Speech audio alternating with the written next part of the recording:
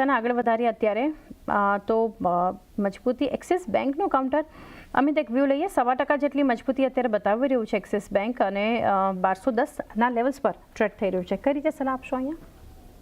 1220 level પર breakout બનતા આપણને કાઉન્ટરમાં જોવા મળે જેના ઉપર નીકળે છે ત્યારબાદ હું કહીશ કે લોંગની પોઝિશન ક્રિએટ કરવાની સલાહ રહેશે. ઓવરઓલ આપણે જોશું વીકલી ચાર્ટના હિસાબથી કન્સોલિડેશન કાઉન્ટરમાં ચાલતા પણ જોવા મળી રહ્યું છે. સો કરન્ટલી જેમ 1220ના ઉપર નીકળે છે ત્યારબાદ લોંગની પોઝિશન ક્રિએટ કરવી જોઈએ. એક વ્યૂ બંધો એક જોઈ રહ્યા છે એક્સિસ બેંકના કાઉન્ટર માટે. જીઓ ફિનાન્શિયલ એનબીએફસીમાંથી કિરણ એક વ્યૂ લઈએ 1.5% ઉપર છે અત્યારે અને 298ના ડેઝ હાઈ પર ટ્રેડ થઈ રહ્યો છે જીઓ ફિનાન્શિયલ. આપ કઈ રીતે સલાહ આપશો અહીંયા? જીઓ ફિનાન્સમાં એક મોટું બ્રેકઆઉટ આવ્યા પછીનું રિએક્શન્સ છે. મને એવું લાગે છે કે આ તેજી કન્ટિન્યુ રહી શકે છે. ઓવરઓલ જે રીતના ચાર્ટ પેટર્ન છે અહીંયા એક કન્ટિનેન્ટલ પેટર્નનું બ્રેકઆઉટ છે. બીજી તરફ તમે જોશો તો 200 દિવસની મૂવીની એવરેજનું પણ એક સારો એવો સપોર્ટ છે. તો ચાન્સીસ આર વેરી હાઈ કે અહીંયાથી આપણને એક 350-340 સુધીની રેન્જમાં આવતું દેખાઈ શકે છે. તો કરંટ માર્કેટ પ્રાઇસથી લોંગ કરો 280ના સ્ટોપ લોસની સાથે. 280ના એક સ્ટોપ લોસ સાથે એક વ્યૂ જીઓ ફિનાન્શિયલ માટે આપણને એક બંધો દેખાડી રહ્યો છે.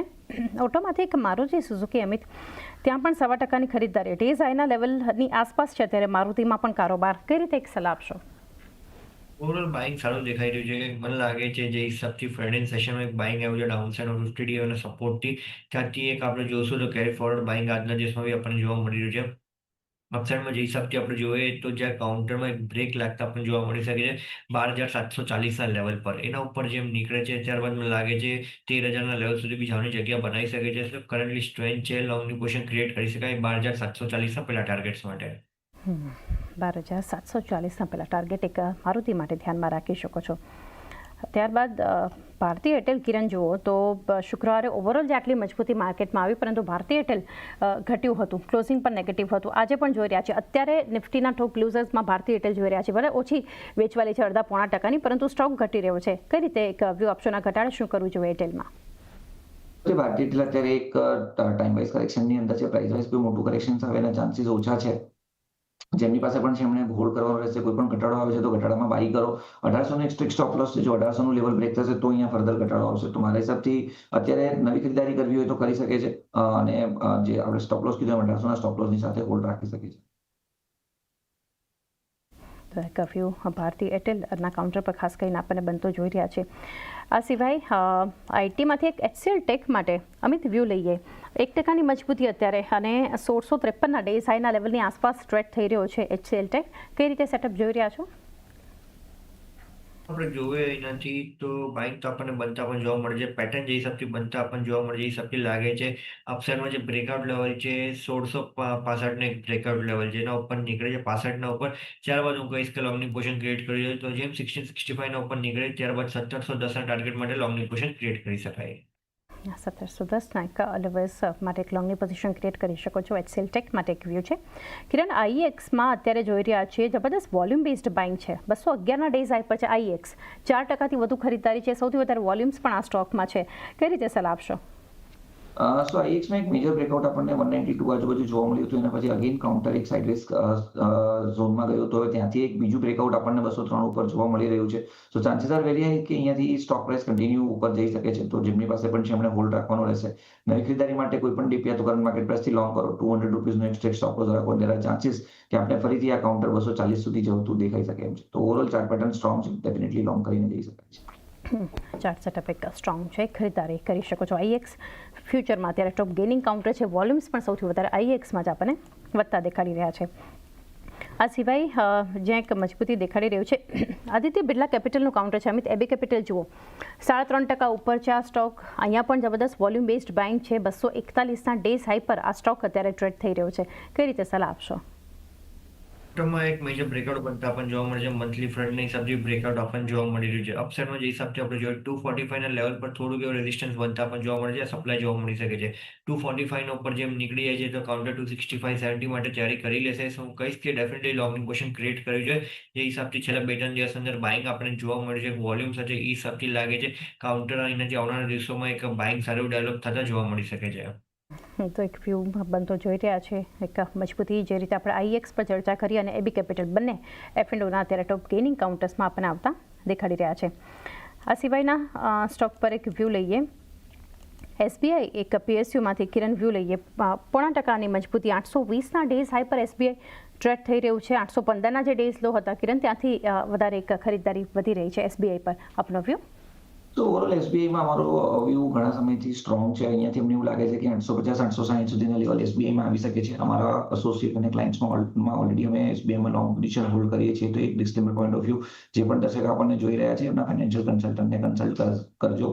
ઓવરઓલ તમે ચાર પેટર્ન જોશો તો એક inverted head and shoulder pattern breakout આપણને જોવા મળી રહ્યું છે. તો ચોક્કસ જ કરંટ માર્કેટ પ્રાઇસ જે કોઈ પણ ડીપ આવે છે 800 રૂપિયાનો સ્ટોપ લોસ રાખીને લોંગ કરવાનું રહેશે અને ઉપરમાં 860-870 સુધીના લેવલ્સ પણ આવી શકે એમ છે. 860-870 સુધીના લેવલ્સ પણ એસબીઆઈનું કાઉન્ટર આપણને બતાવી શકે છે. ટ્રેન્ડમાં અત્યારે અમિત, ટ્રેન્ડમાં તો આપનો ટ્રેડિંગ કોલ છે એટલે એના પર એક વ્યૂ નહીં લઈએ, પરંતુ બીએલ માટે વ્યૂ લઈ લઈએ. બીએલ અત્યારે 0.5% આસપાસ ખરીદદારી બતાવી રહ્યું છે અને ડેઝ હાઈની આસપાસ બીએલ પણ ટ્રેડ થઈ રહ્યો છે. આપ કઈ રીતે સલાહ આપશો? ઓવરઓલ ડિફેન્સ પેક મને લાગે છે બાઇંગ કન્ટિન્યુ રહેશે. જે હિસાબથી આપણે જોશું તો કન્ટિન્યુઅસ વોલ્યુમ એડિશન થતા પણ જોવા મળે છે ડિફેન્સ પેકમાં. સાથે સાથે જ આપણે જોશું તો નવા ઓર્ડર્સ બી મળતા પણ જોવા મળી રહ્યા છે. શું કહીશ કે બાર ડિફેન્સ સ્ટ્રેટેજી રાખીને ચાલુ છે ઓવરઓલ ડિફેન્સ સ્પેસમાં. મને લાગે છે આ સ્ટોરી ખતમ નથી થઈ. હજી આવનારા દિવસોમાં મને લાગે છે બહુ મોટી તેજી ઓવરઓલ આ પેકમાં જોવા મળી શકે છે. ડાઉન સાઇડમાં જે સપોર્ટ બનતા અત્યારે કરન્ટલી બીએલનો જે જોવા મળે છે એ 370નો છે. તો 370 સુધી જેટલો બી એનાથી ડીપ મળે કરે કાઉન્ટરમાં તો લોંગની પોઝિશન ક્રિએટ કરી શકાય. અપસાઇડમાં જેમાં કાઉન્ટર પાછો 398 ઉપર સ્ટેબલ થાય છે ત્યારબાદ મને લાગે છે 450-450 લેવલ આપણને જોવા મળી શકે છે. 370ના એક લેવલ્સની થોડી રાહ જોઈ શકો છો બાય ડિપ્સ બીએલ માટે. કિરણ, હિન્દુસ્તાન ઝિંક જે તમે મેટલમાં મેન્શન કર્યું હતું અત્યારે વોલ્યુમ બેઝડ બાઇંગ છે. થોડા લેવલ્સ પણ આપની પાસેથી જાણી લઈએ કારણ કે 2% આસપાસ મજબૂતી છે. ડેઝ હાઈના લેવલની આસપાસ જે ટ્રેડ થઈ રહ્યું છે વોલ્યુમ બેઝડ બાઇંગ બતાવી રહ્યું છે. કઈ રીતે અને હવે કયા લેવલ્સ અહીંયા ધ્યાનમાં રાખવા જોઈએ? હિન્ઝિંગ આપણે જે વાત કરીએ કે છેલ્લા 3-1 દિવસના કન્ટિન્યુઅસલી હાઈ ટોપ હાઈ બોટમ પેટર્નની અંદર છે. નો ડાઉટ જે મોમેન્ટમ ઇન્ડિકેટર છે એક્સ્ટ્રીમ ઓવરબોટ ઝોનની અંદર છે, પરંતુ તમે જોયું હશે કે નવેમ્બર 2024ની આજુબાજુ કાઉન્ટરમાં 500 થી 515 વચ્ચે કન્સોલિડેટ થયું હતું. હવે 515ની ઉપર સસ્ટેન છે અને અત્યારે તમે જોશો તો માર્કેટ નીચે આવ્યું છે, પરંતુ હજી પણ એમના હાઈઝને હોલ્ડ કરી રાખે છે. તો જો 515ને હોલ્ડ કરી રાખે છે તો 1 થી 2 દિવસમાં અગેન અહીંયા 560 સુધીના લેવલ આવે એવું અમને લાગી રહ્યું છે. તો ચોક્કસ જ હિન્દુસ્તાન ઝિંક મારા હિસાબથી નવી ખરીદારી પણ કરી શકાય છે અને હોલ્ડ પણ રાખી શકાય છે 500 રૂપિયાના સ્ટ્રિક્ટ સ્ટોપ લોસની સાથે. ઉપરમાં 560 થી 570 સુધીના લેવલ આવે એવું અમને લાગી રહ્યું છે. 560-570ના લેવલ્સ હિન્દુસ્તાન ઝિંક બતાવી શકે છે. આ બધા મિડકેપના ગેઇનિંગ કાઉન્ટર્સ છે. એબી કેપિટલ, હિન્દુસ્તાન ઝિંક, એના પર આપણે ચર્ચા કરી. આ સિવાય મુથુટ ફિનાન્સ, અમિત, 2% જેટલી ખરીદદારી મુથુટ ફિનાન્સ બતાવી રહ્યો છે. આ પણ મિડકેપના ટોપ ગેઇનિંગ કાઉન્ટર્સમાંથી આપણે જોઈ રહ્યા છીએ. કઈ રીતે અહીંયા સલાહ રહેશે? મુથુટ ફાઇનાન્સ આપણે જોશું તો છેલ્લા 14 અઠવાડિયાથી આપણે જોઈએ તો કન્ટિન્યુઅસલી બાઇંગ છે. જે હિસાબથી આપણે જોશું ડાઉન સાઇડમાં 2100ના લેવલથી આપણે જોઈ રહ્યા છીએ જ્યાં 200 ડીએમનો સપોર્ટ હતો ત્યાંથી આ કાઉન્ટરે એક અપફ્રન્ટ બાઇંગ આપણને જોવા મળ્યું છે. મને લાગે છે અહીંયાથી ડાઉન સાઇડમાં ટ્રેલિંગ સ્ટોપ લોસ લગાડીને ચાલુ છે. ડાઉન સાઇડમાં જે સપોર્ટ અત્યારે કરન્ટલી જોવા મળે છે 2460નો સપોર્ટ બનતા પણ જોવા મળે છે. સપોર્ટથી લોંગની પોઝિશન ક્રિએટ કરી શકાય અને સ્ટોપ લોસ બી પ્રેસ કરી શકાય જેના આગળ બી લોંગની પોઝિશન છે. અપસાઇડમાં જે હિસાબથી આપણે જોઈએ તો 2580નો પેલો રેઝિસ્ટન્સ અકાઉન્ટનો બનતા પણ જોવા મળે છે. લાઈક વ્યૂ મુથુટ ફિનાન્સ પર બનતો જોઈ રહ્યા છે. કિરણ, આઈએક્સ પર ચર્ચા કરી હતી. એમસીએક્સ જુઓ એક જે નવા લેવલ્સ પર પહોંચ્યું 7688ના એની આસપાસ જ અત્યારે કારોબાર 3.5%ની ખરીદદારી સાથે એમસીએક્સ. કઈ રીતે વ્યૂ આપશો? ઓવરઓલ એમસીએક્સમાં એક મેજર બ્રેકઆઉટ 7000 જોવા મળ્યું છે અને પછીથી કન્ટિન્યુઅસલી સ્ટોક પ્રાઇસ જે રીતે વધી રહ્યું છે અને એમસીએક્સના જે રીતના ટર્નઓવર વધી રહ્યા છે એને લઈને લાગી રહ્યું છે કે અહીંયા એક મેજર અપસ્વિંગ આવી શકે છે અને આ જે રેલી છે એ કન્ટિન્યુ રહી શકે છે. તો કરંટ માર્કેટ પ્રાઇસથી નવી ખરીદારીની સલાહ નથી કારણ કે મોમેન્ટમ ઇન્ડિકેટર એક્સ્ટ્રીમ ઓવરબોટ ઝોનની અંદર છે. તો જેમની પાસે પણ છે એમને હોલ્ડ રાખવાનું રહેશે. ઓવરઓલ જે સ્ટોપ લોસ રાખવાનો છે એ 7200નો રાખવાનો છે. જો 7200 બ્રેક નહીં થાય તો આ રેલી કન્ટિન્યુ રહેશે ને ઉપરમાં 78-7900 સુધીના ટાર્ગેટ્સ પણ આવી શકે એમ છે. 78-7900 સુધીના લેવલ્સ જે છે એમસીએક્સનું કાઉન્ટર આપણને બતાવી શકે છે. ત્યારબાદના સ્ટોક સ્મોલ કેપના અમુક ગેનર્સ છે. એમાંથી એક એમજીએલ મહાનગર ગેસ, અમિત, વ્યૂ લઈ લઈએ. 4% ઉપર છે સ્ટોક અત્યારે. ડેઝ હાઈ 1380ના લેવલ્સ પર ટ્રેડ થઈ રહ્યો છે એમજીએલ. આપ કઈ રીતે સલાહ આપશો?